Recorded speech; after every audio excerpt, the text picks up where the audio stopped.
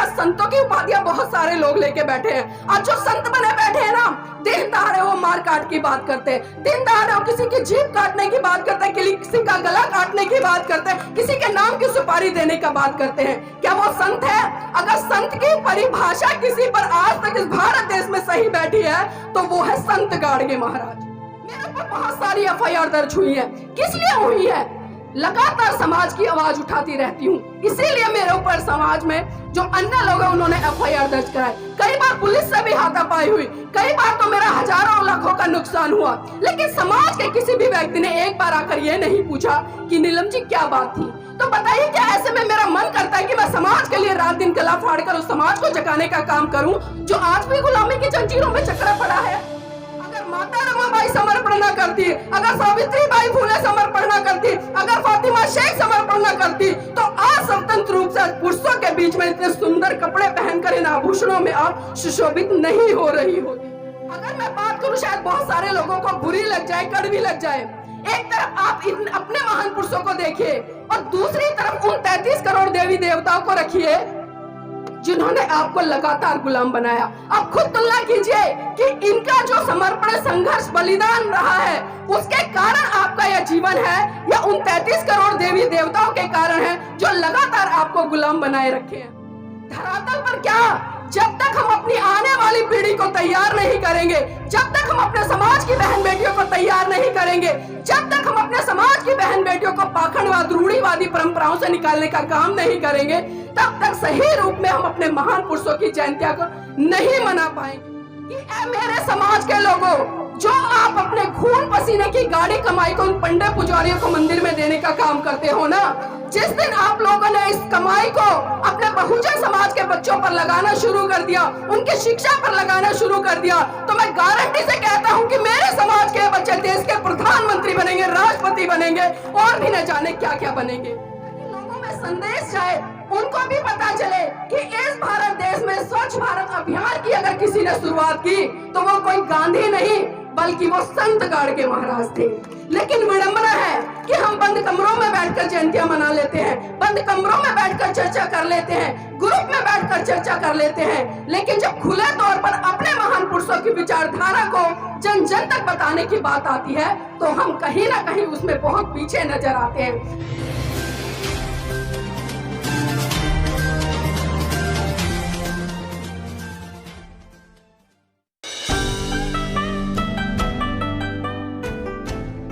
आज की मुख्य वक्ता नीलम बौद्ध जी से अनुरोध करता हूं को वो आए।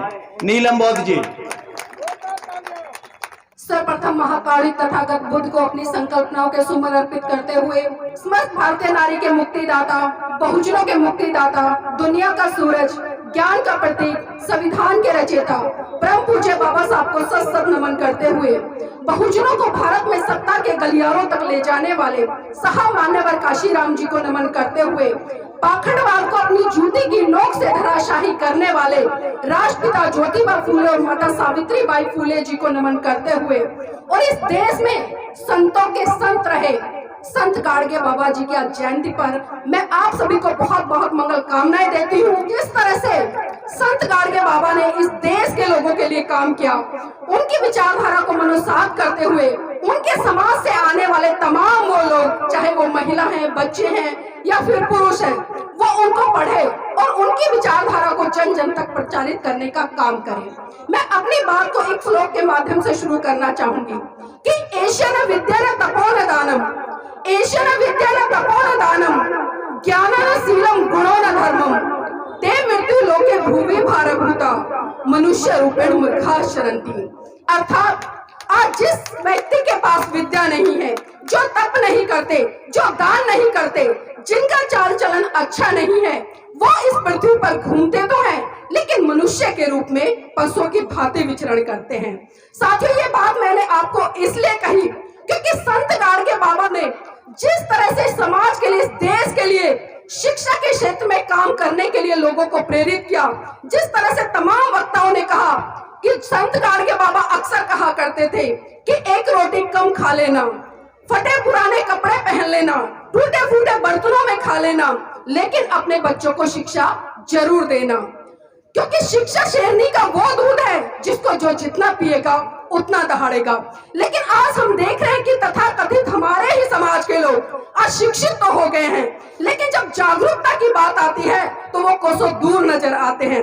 आज हम चाहे संत गाडगे बाबा की जयंती मना रहे हैं या बहुजन समाज में जन्मे तमाम संत महान पुरुषों की जयंती मनाते हैं, तो सिर्फ हम खाली जय जयकार करते नजर आते हैं। हम बड़े बड़े कार्यक्रमों का आयोजन कर लेते हैं, लेकिन विडंबना है कि जिस विचारधारा के तहत उन लोगों ने काम किया, जिस सिद्धांतों को लेकर उन्होंने काम किया, जिस आइडियोलॉजी को उन्होंने स्थापित करने के लिए काम किया, आज हमारे अपने समाज के लोग उनकी विचारधारा को मनुसात नहीं कर रहे हैं। सिर्फ साल में उनके जन्मदिन पर जन्म जयंती मना लेते हैं और जब उनका परिनिर्वाण दिवस आता है तो उसको सेलिब्रेट कर लेते हैं। क्या इसी तरह से हम अपने महान पुरुषों की विचारधारा को बढ़ा पाएंगे?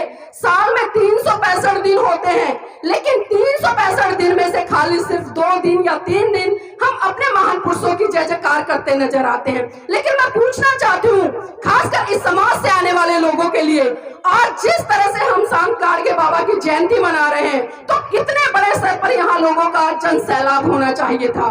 इस तरह के हमारे तमाम कार्यक्रम खुले तौर पर होने चाहिए थे, ताकि लोगों में संदेश जाए, उनको भी पता चले कि इस भारत देश में स्वच्छ भारत अभियान की अगर किसी ने शुरुआत की तो वो कोई गांधी नहीं बल्कि वो संत गाडगे महाराज थे।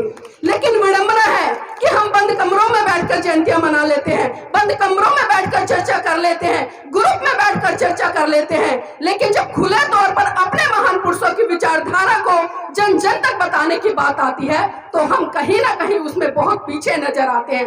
मैं सुबह यहाँ पर 11:15 बजे आ गई थी। मैं समय की बहुत पाबंद हूँ, क्योंकि मुझे पता है कि जब अगर मैं लेट हो जाऊं 1 घंटा तो यहाँ पर जो बैठे हुए लोग हैं वो भी मेरी वजह से 1 घंटा लेट होंगे। लेकिन मैंने देखा कि कार्यक्रम अभी समापन है, धीरे धीरे निकल कर लोग आ रहे हैं। क्यों? आखिर क्यों? जिन महान पुरुषों ने पूरा जीवन समर्पित कर दिया, क्या आप उनके लिए एक दिन अपना नहीं निकाल सकते थे? आप घरों में व्यस्त हो, रिश्तेदारियों में व्यस्त हो, शादी विवाह में व्यस्त हो, अपने भी तो काम आप लोगों ने निकाले हैं। लेकिन सोचकर बड़ा दुख होता है कि आज जिन महान पुरुषों की वजह से आज हम अच्छे अच्छे घरों में रहे हैं, एसी वाली गाड़ियों में हम चलते हैं, सूट बूट पहनकर हम चलते हैं, इतने बड़े बड़े मंचों से हम दहाड़ते हैं, लेकिन जब उनकी विचारधारा को मनुसात करने की बारी आती है तो मैं बार बार कह रही हूँ कि हम बहुत पीछे खड़े नजर आते हैं। संत गाडगे बाबा ने जिस तरह से पाखंडवाद पर प्रहार किया, लेकिन आज मैं देखती हूँ कि उसी समाज से आने वाले लोग कहीं ना कहीं उन्हीं कर्मकांडों, उन्हीं पूजा पाठ, उन्हीं रूढ़िवादी परंपराओं में फंसे हुए हैं, जिनसे कि संत गाडगे बाबा साहब ने बिल्कुल मना किया।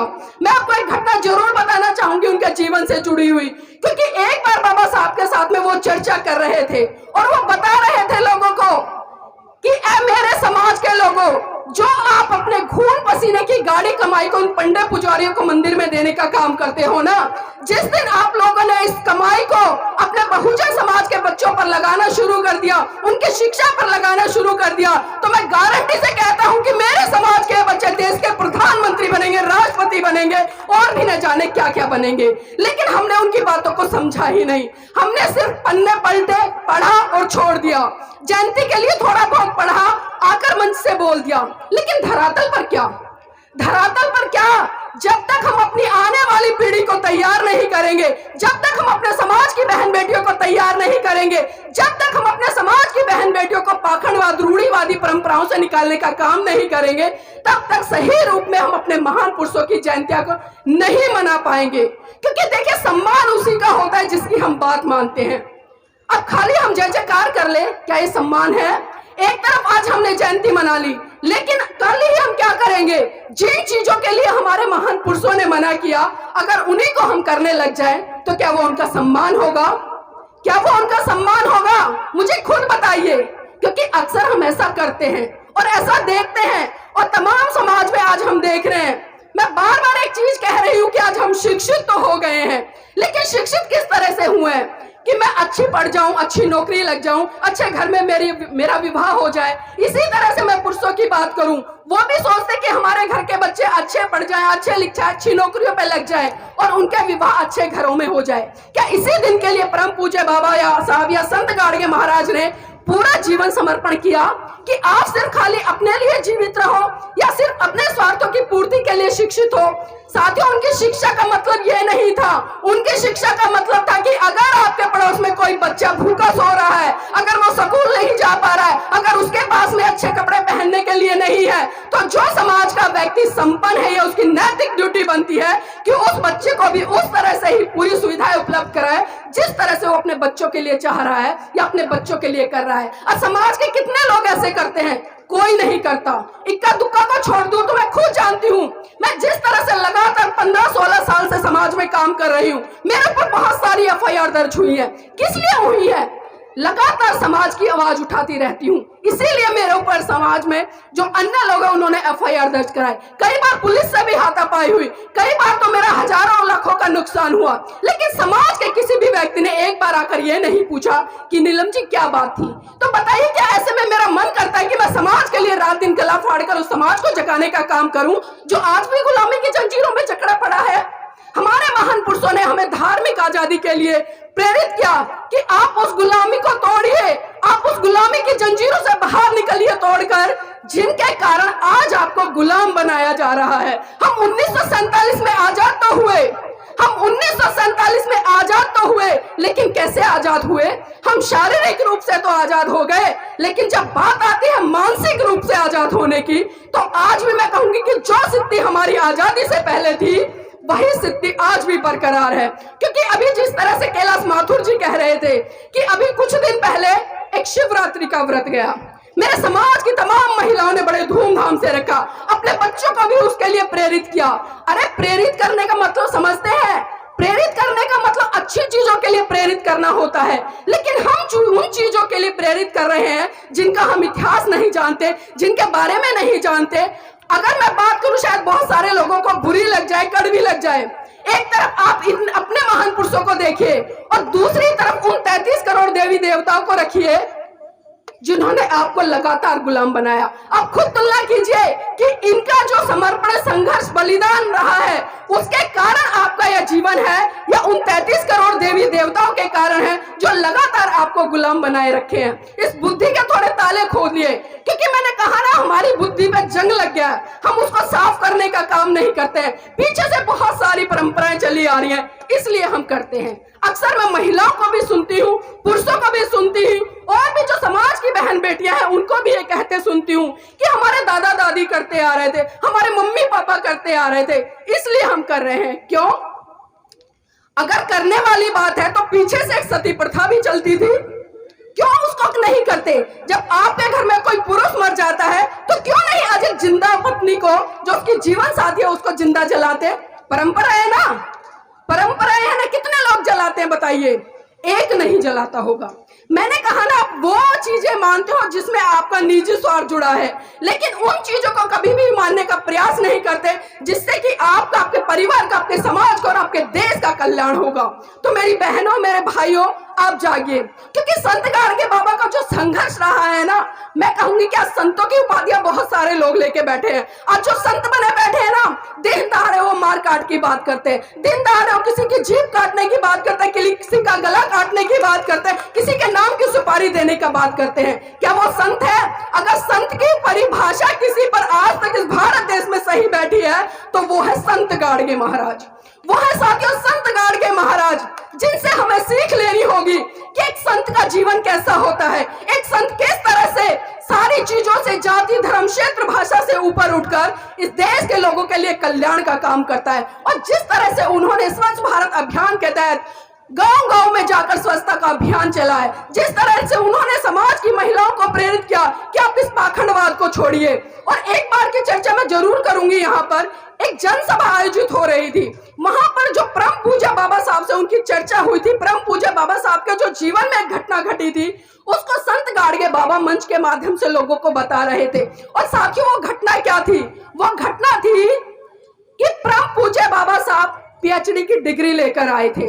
लोगों में बड़ा हर्षोल्लास था, लोगों में कहीं ना कहीं एक इच्छा थी कि बाबा साहब विदेश से लौटकर भारत आए हैं तो हम उनके सम्मान के लिए, उनके सत्कार के लिए एक बहुत ही भव्य व विशाल कार्यक्रम का आयोजन करेंगे।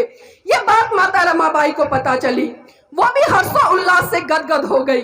उनके मन में भी बहुत सारी इच्छाएं प्रबल हुई और उनके मन में आया कि आज भारत देश के लोग, महाराष्ट्र की धरती के लोग परम पूज्य बाबा साहब के सम्मान में, उनके सत्कार में एक भव्य कार्यक्रम आयोजित कर रहे हैं, तो मैं भी उस कार्यक्रम में जाऊंगी। लेकिन विडंबना देखिए कि माता रमाबाई के पास में एक भी ऐसी साड़ी नहीं थी जिसको पहनकर वो बाबा साहब के सम्मान और सत्कार वाले कार्यक्रम में जा सके। उन्हें याद आया कि साहू जी महाराज ने एक बार बाबा साहब के सम्मान में एक पगड़ी भेंट की थी। उन्होंने ट्रंक खोला, ट्रंक में कपड़े उधेड़ते हुए उस पगड़ी को निकाला और उस पगड़ी को जहां जहां उनकी साड़ी फटी हुई थी उसके ऊपर लपेटकर वो बाबा साहब के सत्कार कार्यक्रम में पहुंची। साथियों, आप खुद सोचिए, जब एक महिला के पति का सत्कार हो रहा हो तो उस महिला को कहां होना चाहिए? उस महिला को मंच पर होना चाहिए। लेकिन माता रमाबाई मंच पर नहीं थी। उस महिला को मैं कहती हूँ कि पहली पंक्ति में ही होना चाहिए। वो पहली पंक्ति में भी नहीं थी, वो मंच पर नहीं थी, पहली पंक्ति में नहीं थी, दूसरी पंक्ति में नहीं थी, तीसरी पंक्ति में नहीं थी। मैं आपको बता दूं कि भीड़ के पीछे एक पेड़ था, उस पेड़ के पीछे छुपकर माता रमाबाई बाबा साहब का सत्कार देख रही थी। और उसका कारण था कि जो वो फटी साड़ी पहनकर आई थी, जिसके ऊपर वो पगड़ी लपेट कर आई थी, उन्हें बाबा साहब के सम्मान की चिंता थी कि कहीं कोई बाबा साहब पर ये उंगली ना उठा दे कि खुद तो सूट बूट में है और इसके जीवन साथी फटी साड़ी में है।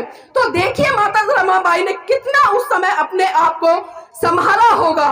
और बाबा साहब भी साथियों जब मंच से लोगों को संबोधित कर रहे थे तो लगातार टकटकी लगाकर भीड़ में देख रहे थे कि मेरी रामू कहाँ है।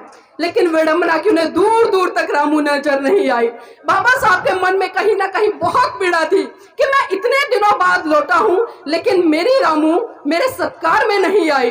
तभी बाबा साहब की अचानक भीड़ के पीछे जो पेड़ था उसके पीछे गई।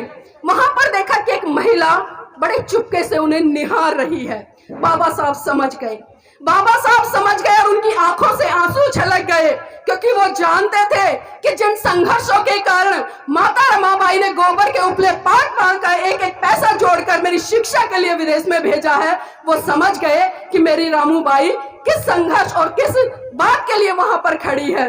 लेकिन जैसे ही बाबा साहब ने सभा को खत्म किया और सीधा भीड़ को चीरते हुए माता रमाबाई के पास गए और उनका हाथ पकड़कर आंखों में आंसुओं के साथ बोले कि रमा ऐसा नहीं है कि मैं तेरा सत्कार नहीं कर सकता था, रमा ऐसा नहीं है कि मैं तेरा श्रृंगार नहीं कर सकता था, रमा ऐसा नहीं है कि मैं तुझे सोने के आभूषणों से नहीं ला सकता था, रमा ऐसा नहीं है कि मैं तुझे सुंदर सुंदर साड़ियां नहीं पहना सकता था। लेकिन रमा, जब मैं सोचता हूँ तेरे से पहले मेरे समाज की तमाम बहन बेटियां हैं जिनको आज वस्त्र ढकने तक के लिए कपड़े नहीं मिलते हैं, तो मेरी पहले जिम्मेदारी उनके लिए बनती है। रामू, मुझे माफ करना। माता रमाबाई कहते हैं कि बाबा साहेब, मैं आपसे शिकायत नहीं कर रही हूँ, लेकिन जो मन में पीड़ा थी मैं समझ सकती हूँ कि आप इस देश की तमाम महिलाओं के हक अधिकार के लिए शिक्षा प्राप्त कर रहे हैं, क्योंकि जब आप शिक्षा प्राप्त कर लेंगे तो इस देश की महिलाओं के लिए तमाम हक अधिकार सुनिश्चित कर जाएंगे। तो सोचिए उन माता रमाबाई का कितना बड़ा समर्पण रहा, कितना बड़ा त्याग रहा। वही माता रमाबाई जो अपने शरीर पर एक सुंदर साड़ी नहीं पहन सकती थी, लेकिन उनके समर्पण के कारण आज मेरे तमाम बहुजन समाज की महिलाएं 1-1 लाख रुपए की साड़ी पहन रही है ना। तो नतमस्तक करती हूँ मैं माता रमाबाई को, बाबा साहब को। और जिस तरह से संत गाड़गे बाबा साहब ने उनके जीवन परिचय को लोगों को घर घर जाकर, गली गली जाकर, गांव गांव जाकर बताने का काम किया, तो साथियों ये छोटी मोटी हस्तियां नहीं है। मैंने कहा ना, हम किसी की भी जयंती मनाने लग जाते हैं, किसी के भी व्रत रखने लग जाते हैं, लेकिन उसके पीछे कारण पे जाइए। आप कारण पर जाइए, उस व्यक्ति के बारे में जानिए, क्योंकि हम पूजा अक्सर करते आए हैं, लेकिन पूजा का मतलब समझिए। पूजा का मतलब होता है किसी भी व्यक्ति के बारे में पूर्ण तरह से जानकारी ले लेना। लेकिन अभी मैं बता दूं आपको, कुछ दिनों बाद एक त्योहार हो रहेगा जिसको कि मेरे समाज के तमाम लोग बड़े हर्षोल्लास के साथ मनाने का काम करेंगे, जिसका नाम है होली। क्या आप लोगों ने होली का इतिहास पढ़ा? क्या आपने जाना कि होली के इतिहास के पीछे क्या घटनाएं हैं? और जिन चीजों को हम अक्सर कहते हैं कि त्योहार से ही मतलब समझ आता है कि तुम्हारी हार, उन लोगों ने गढ़ दिए और हम लोगों ने मान लिए। कभी हमने सवाल नहीं किया, कभी हमने जवाब नहीं किया, कभी हमने तर्क वितर्क नहीं किया, सिर्फ मैंने कहा ना, हमारे बड़े बुजुर्ग मनाते आ रहे हैं, इसलिए हम मनाते आ रहे हैं। तो आप सोचिए और समझिए कि आखिर आपको क्या करना है, किस दिशा में जाना है। संत गाडगे बाबा साहब ने जिस तरह से गली गली में जाकर जागरण किए, और एक बात और मैं यहाँ पर बहुत ही महत्वपूर्ण है उनके जीवन से जुड़ी हुई, क्योंकि साथियों जिस तरह से पाखंडवाद के खिलाफ संत गाडगे बाबा जी कार्य कर रहे थे, लोगों में कहीं ना कहीं बहुत बड़े स्तर पर एक क्रांति आ रही थी। लोग पाखंडवाद से निकलकर वैज्ञानिकता की तरफ बढ़ रहे थे। और जब बाबा साहब से उनका एक संवाद चल रहा था, तो बाबा साहब ने चर्चा की कि बाबा संत गाडगे, मैं हिंदू धर्म को छोड़कर बौद्ध धर्म अपनाना चाहता हूं। तो उस समय संत गाडगे बाबा बहुत ही प्रसन्न हुए और उन्होंने कहा कि अंबेडकर, जिस दिन तुम ये काम करो मुझे जरूर संदेश भेजना और मैं आपके उस कार्यक्रम में जरूर सम्मिलित होऊंगा। लेकिन विडंबना है कि जिस दिन परम पूज्य बाबा साहब ने नागपुर की धरती में सन 1956 को बौद्ध धर्म की दीक्षा ली, उस समय संत गाडगे बाबा छत्तीसगढ़ में लोगों को जगाने का काम कर रहे थे। लेकिन जब उनको पता चला कि बाबा साहब ने बौद्ध धर्म की दीक्षा ग्रहण कर ली है, तो उस समय उनके जो मन मस्तिष्क में एक ऐसी लहर उठी क्रांति की, और उन्होंने भी जिस तरह से परम पूज्य बाबा साहब लगातार इस देश को एक साइंटिफिक सोच देने का काम कर रहे थे, उसी साइंटिफिक सोच को स्थापित करने के लिए संत गाडगे महाराज ने समाज के लोगों को जगाना शुरू किया। तो सीख लेनी चाहिए हमें ऐसे महान पुरुषों से। मैं कहती हूँ ना, सम्मान जब ही है जब हम उनकी बातों को मानेंगे, लेकिन वरना आप कितनी जयंती मनाते रहे, कितना ही कुछ करते रहे, उससे काम चलने वाला नहीं है। लेकिन साथियों, मैं एक घटना का और जिक्र करना चाहूंगी, समय का अभाव है क्योंकि आप लोग सुबह से बैठे हैं। बात उस समय की है कि जब परम पूज्य बाबा साहब मुंबई कोर्ट में प्रैक्टिस कर रहे थे, और ये घटना मैं इसलिए बता रही हूँ क्योंकि ये सारी घटनाएं मैं नहीं बल्कि बाबा संत गाडगे बताया करते थे लोगों को, उनको जगाने के लिए, उनको मोटिवेट करने के लिए, ताकि समाज के लोग ऐसी घटनाओं को जानकर कहीं ना कहीं आंदोलित हो, कहीं ना कहीं परिवर्तन की तरफ बढ़े, कहीं ना कहीं उनमें एक सामाजिक और वैज्ञानिक सोच उत्पन्न हो। इसलिए मैं घटनाएं बता रही हूँ। तो मैं कह रही थी कि बात उस समय की है जब परम पूज्य बाबा साहब मुंबई हाई कोर्ट में प्रैक्टिस कर रहे थे। उनके पास अचानक खबर पहुंची कि बाबा साहब, आपका बेटा राजरतन बहुत बुरी तरह से बीमार है और अपने जीवन की अंतिम सांसें ले रहा है। यह घटना सुनकर परम पूज्य बाबा साहब घर दौड़े आए, और जैसे ही उन्होंने राजरतन को गोद में उठाया, राजरतन ने बाबा साहब की गोद में ही दम तोड़ दिया। और ये मंजर देखकर माता रमाबाई बिलक बिलक कर रोने लगी और साहब का कॉलर पकड़कर कहने लगी कि साहब बस कीजिए, बस कीजिए साहब, बस कीजिए। आपकी समाज सेवा के भूत ने एक एक करके मेरा पूरा परिवार उजाड़ दिया। बाबा साहब बस कीजिए। तो बाबा साहब कहते कि रमा चुप हो जा, रमा चुप हो जा, तू तो रो भी सकती है, लेकिन मेरी तो आंखों के आंसू ही सूख चुके हैं, क्योंकि प्रतिदिन मैं अपने समाज के हजारों बच्चों को मरते हुए देखता हूँ। रमा चुप हो जा। तो माता रमाबाई फिर कहती है कि बाबा साहब मैं आज फिर चुप हो जाऊंगी, लेकिन आप मुझे एक बात बता दीजिए कि जब जब आप अपने बेटे राजरतन को गोद में खिलाया करते थे, तो बड़े हर्षोल्लास के साथ कहा करते थे कि रमा, मेरा बेटा राजरतन बड़ा होकर एक दिन इस देश पर राज करेगा। तो बाबा साहेब, आज राजरतन तो इस दुनिया में रहा नहीं, अब मुझे ये बता दीजिए कि बड़ा होकर इस देश पर राज कौन करेगा। तो साथियों, बाबा साहब राजरतन के पार्थिव शरीर पर हाथ रखकर कसम खाते हैं और कहते हैं कि रमा, मैं भारत देश में एक दिन ऐसा काम करके जाऊंगा कि हर रमा की कोख से जन्म लेने वाला राजरतन इस देश पर राज करेगा, इस देश पर राज करेगा। और वो राज साथियों परम पूज्य बाबा साहब हमें संविधान में देकर गए, हमें संविधान में देकर गए। लेकिन आज मेरे तमाम बहुजन समाज के लोग अपने महान पुरुषों को नहीं पढ़ रहे, वो संविधान को बचाने के लिए संघर्ष नहीं कर रहे। जिसपे अत्याचार होता है वो मुट्ठी भर लोग तो खड़े हो जाते हैं, लेकिन तमाम समाज के लोग अपने घरों में एसी में, कूलर में, पंखे में आराम की नींद से सोते हैं। तो मेरे साथियों, खड़े होइए, संघर्ष कीजिए। और मेरी मातृशक्तियों, आपके लिए जरूर मैं कहूंगी, क्योंकि बाबा साहब ने एक बात कही थी कि मैं किसी भी समाज की उन्नति इस बात से आता हूं कि उस समाज की महिलाएं कितनी पढ़ी लिखी है, कितनी जागरूक है। तो ये दायित्व आपके कंधे पर भी बनता है, क्योंकि आपकी आबादी इस देश में 50% है, तो आपकी भागीदारी इन सामाजिक, धार्मिक, राजनीतिक कार्यक्रमों में भी 50% होनी चाहिए। जब बाबा साहब ने हमें समानता का अधिकार दिया, तो उस समानता के अधिकार के तहत आपकी आपकी जिम्मेदारी बनती है। अगर माता रमाबाई समर्पण न करती, अगर सावित्रीबाई फुले समर्पण न करती, अगर फातिमा शेख समर्पण न करती, तो आज स्वतंत्र रूप से पुरुषों के बीच में इतने सुंदर कपड़े पहनकर इन आभूषणों में आप सुशोभित नहीं हो रही होती। तो तोड़िए इन गुलामी की जंजीरों को, निकलिए इन गुलामी की जंजीरों से बाहर और अपने उन महान पुरुषों के कारवा को आगे बढ़ाने के लिए लग जाइए। मैंने कहा ना, एक रोटी कम खाइए, सस्ते कपड़े पहन लीजिए, टूटे फूटे बर्तनों में खा लीजिए, लेकिन अपने बच्चों के भविष्य के लिए कम से कम आज तो जग जाइए। तो आप लोगों ने इतने प्यार से और इतने धैर्य के साथ सुना, मैं आपका बहुत बहुत धन्यवाद करती हूँ। जय भीम, नमो बुद्धाय।